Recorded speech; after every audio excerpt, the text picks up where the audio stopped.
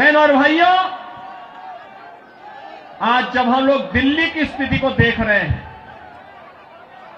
ये राष्ट्रीय राजधानी है और राष्ट्रीय राजधानी में एनडीएमसी के क्षेत्र को छोड़ दें, शेष दिल्ली में क्या स्थिति है सड़कों की, शेष दिल्ली में क्या स्थिति है सीवर की, शेष दिल्ली में क्या स्थिति है स्वच्छता की और क्या स्थिति है पेयजल की। ये बुनियादी सुविधाएं होती हैं, ये बुनियादी सुविधाएं होती हैं, हर नागरिक का अधिकार होता है इन सभी सुविधाओं पर। याद करिए, आज से एक दशक पहले तक लोग याद करते थे, सुविधा प्राप्त करने के लिए दिल्ली आने की बात करते थे, सुविधाओं के लिए दिल्ली आते थे। अच्छी सड़क देखनी हो, मॉडल देखना हो, मेट्रो का मॉडल जो सरदार अटल बिहारी वाजपेयी जी ने प्रारंभ किया था, उसे देखने के लिए पूरा देश दिल्ली आता था।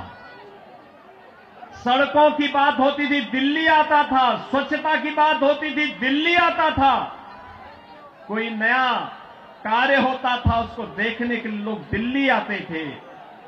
लेकिन बहनों और भाइयों, आज क्या स्थिति है, क्या बना दिया है? सड़क पे गड्ढा है या गड्ढे में सड़क है, कोई पता ही नहीं लग रहा है। मैं जब से चल रहा हूं यही दिल्ली के अंदर देख रहा हूं। बहनों और भाइयों, ये हमने खिलवाड़ करने की छूट एक व्यक्ति को और उनके गिरोह को क्यों दे दी है? स्वच्छता की स्थिति कितनी दुर्गतिपूर्ण है, कूड़ा का ढेर पड़ा हुआ है, गंदगी का ढेर पड़ा हुआ है। दिल्ली राष्ट्रीय राजधानी के अंदर इस प्रकार की दुर्गति हो, सीवर बह रहा सड़कों पर, हमारे वाहनों को भी उसी सीवर के बहते हुए सीवर से गुजरना पड़ा। और अभी तो पेयजल का भीषण संकट आने वाला है।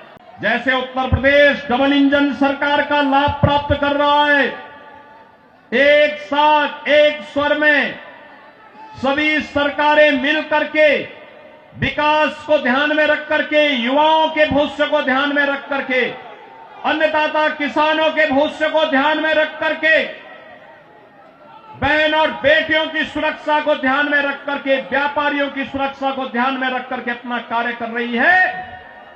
ऐसे ही दिल्ली के अंदर भी भारतीय जनता पार्टी नेतृत्व की डबल इंजन सरकार आनी चाहिए और डबल इंजन सरकार की शुरुआत आपने कर ली है, आपने कर ली है।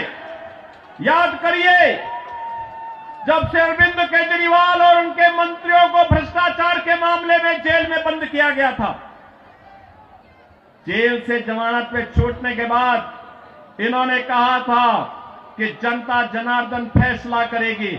अरे जनता जनार्दन ने तो लोकसभा चुनाव में फैसला कर लिया है।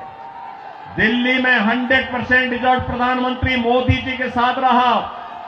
चंदौलिया जी को आपने यहां से अपना सांसद चुन करके भेजा है, देश की संसद में भेजा है।